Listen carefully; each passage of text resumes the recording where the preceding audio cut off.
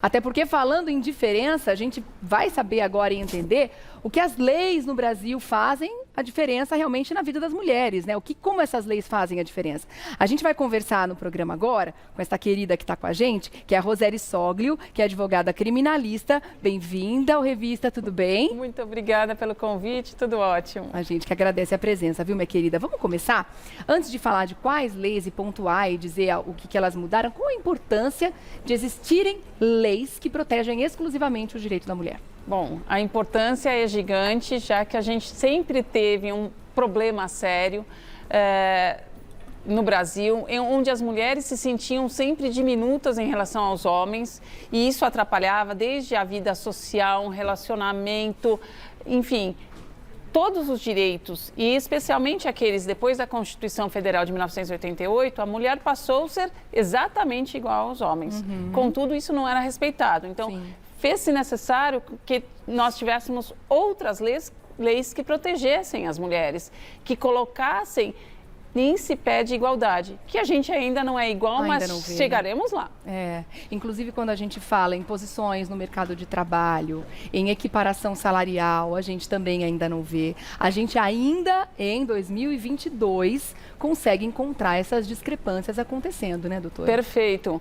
Para você ter uma ideia, hoje nós já somos maioria nos lares brasileiros, nós ocupamos mais do que os homens, nós temos 52% de mulheres. Então... e o restante de homens.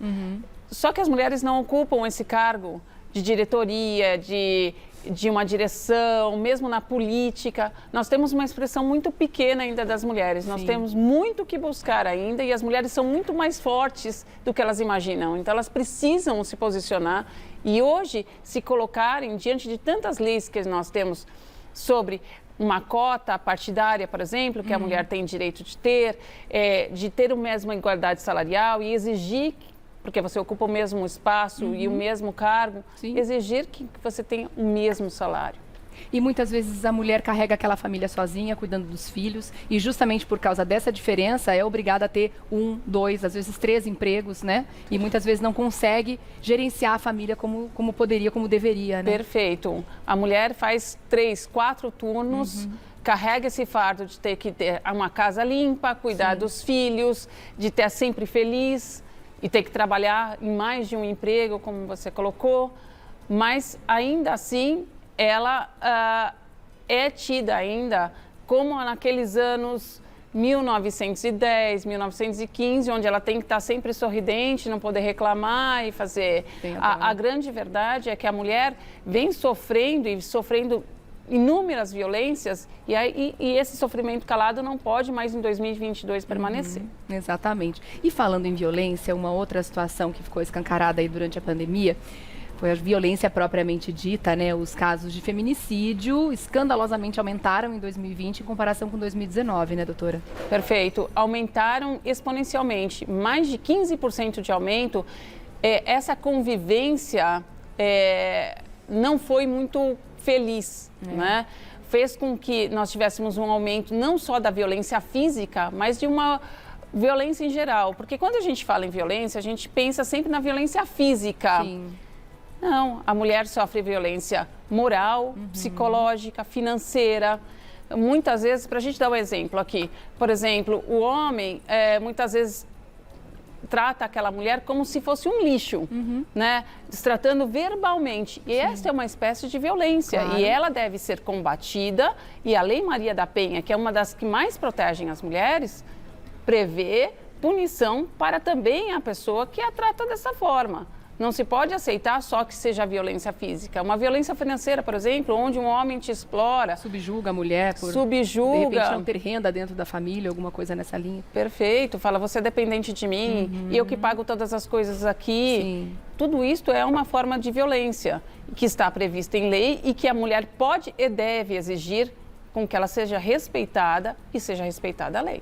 Vamos falar sobre ela, então? Começando a falar sobre as leis, a gente tem aqui uma das mais emblemáticas e uma das mais conhecidas, é a lei justamente Maria da Penha, né? Que é uma lei feita em 2006. Lembra um pouquinho do histórico para a gente e o que ela rege? A lei Maria da Penha veio numa situação muito ruim para o Brasil, né? A Maria da Penha foi uma pessoa que sofria corriqueiramente violência doméstica do seu marido. Em várias situações. Várias situações, e por 2 situações ele tentou matá-la. Ela quase veio a óbito. Tá? E de tanto insistir e não desistir, chegou, e ela é uma pessoa com deficiência hoje, cadeirante, em função de um disparo de arma de fogo que ela recebeu. E o Brasil foi condenado pelo Tribunal Internacional, e só foi reconhecida a violência da Maria da Penha fora do Brasil. Aqui os nossos tribunais deixavam ele solto. E aí nasceu a Lei Maria da Penha em função desta condenação do Brasil, e é uma das que mais abarcam os direitos das mulheres. Tá? Então, assim, desde 2006 nós temos essa proteção que vem melhorando em função desses anos, né? Nós já tivemos algumas alterações legislativas aí. Tá, temos outras leis também que levam nomes de mulheres, algumas delas bem famosas, já eram famosas inclusive antes da lei, né? Sim. E que vieram à luz aí depois de sofrerem algum tipo de violência também, como é a lei de Carolina Dickmann, né? Que é de 2012, é isso? Exato, a lei Carolina Dickmann nasceu em função dos vazamentos que hoje a internet todo mundo tem acesso, os aplicativos, WhatsApps, e da sua intimidade foi violada, né? Foi exposta numa situação gravíssima, e aí nasce nessa proteção também, porque a mulher é muito vista como objeto, coisificada, né? Então, essa lei vem nesta proteção de dados, de exposição, de imagem, de intimidades. Não é porque ela tirou a foto do corpo dela que isso tem que vir a público, isso deve se tornar público, Não né? deve, inclusive, se ela não autorizar, isso não deve ser divulgado, nem ser dito. E muitas vezes a mulher é ameaçada por isso. Ela mandou um nude, por exemplo, compartilhou com um amigo ou com um companheiro, e numa briga, muitas vezes, ele fala, se você não fizer o que eu quiser, eu vou divulgar aquela foto, aquela situação. Então, muitas vezes a mulher se sente aprisionada daquela pessoa que está ameaçando divulgar aquelas imagens, aquelas fotos, enfim. Isso tudo está tipificado dentro dessa lei. A pessoa pode basear nessa lei para se proteger. Que nasceu em 2012, que agora começa a ganhar um pouco mais de força, porque as pessoas começam um pouquinho a entender e conhecer os seus direitos. Tá. Aí no ano seguinte, em 2013, a gente tem a Lei do Minuto Seguinte. Explica pra gente qual é. Isso. A Lei do Minuto Seguinte é o seguinte. Hoje, no Brasil, nós temos um estupro a cada 8 minutos.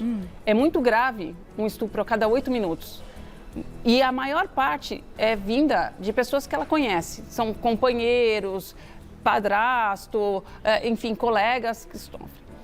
E este minuto seguinte confere à mulher esse direito da pílula do dia seguinte, de procurar uma ajuda, de denunciar efetivamente quem praticou, tendo o seu testemunho não violado. Tá. Então, não divulgado, não falado, porque muitas vezes a mulher não denuncia por medo. Ela deve, então, a partir dessa lei também, além de ter todos esses direitos, o coquetel de medicamentos e tudo mais, ficar em sigilo. Exato. Muitas vezes, por exemplo, tem medo de adquirir uma doença sexualmente transmissível, e esta lei traz isso, este direito do atendimento ao SUS a todas as mulheres que sofreram algum tipo de violência, inclusive sexual. E inclusive atendimento psicológico, que é tão importante quanto físico numa condição como essa, né, doutora? Muitas vezes os relatos das vítimas, por exemplo, que sofrem uma violência dessa, dizem: não, a dor física não me machuca, mas a dor psicológica é que está me matando. Então, muitas vezes a mulher não tem essa noção de que ela precisa desse apoio psicológico, e muitas vezes também não tem financeiramente como pagar. Então, o SUS, por meio desta lei, prevê e ajuda essas mulheres. Tá, vamos falar sobre a Lei Joana Maranhão? Opa! De 2015, né? Esta é uma das leis mais recentes que nós temos. É uma lei que também traz essa proteção da intimidade da mulher, mas mais voltada também para essa história do feminicídio, voltada para a violência física, desta denúncia que é vivenciada diariamente e que muitas vezes as mulheres até escondem, falam: caí, me machuquei, fui, enfim, escondendo aquilo que ela vivencia sem poder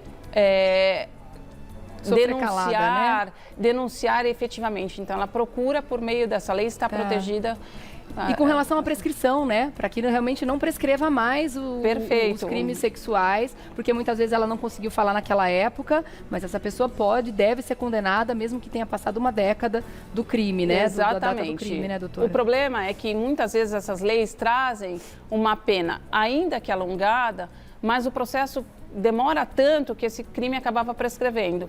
Então, em relação a estes crimes, hoje a gente não tem um prazo muito mais alongado e que vai denunciar, mesmo que for 10, 15, 20 anos que ela sofreu, e hoje pode denunciar e não permanecer mais nesse silêncio.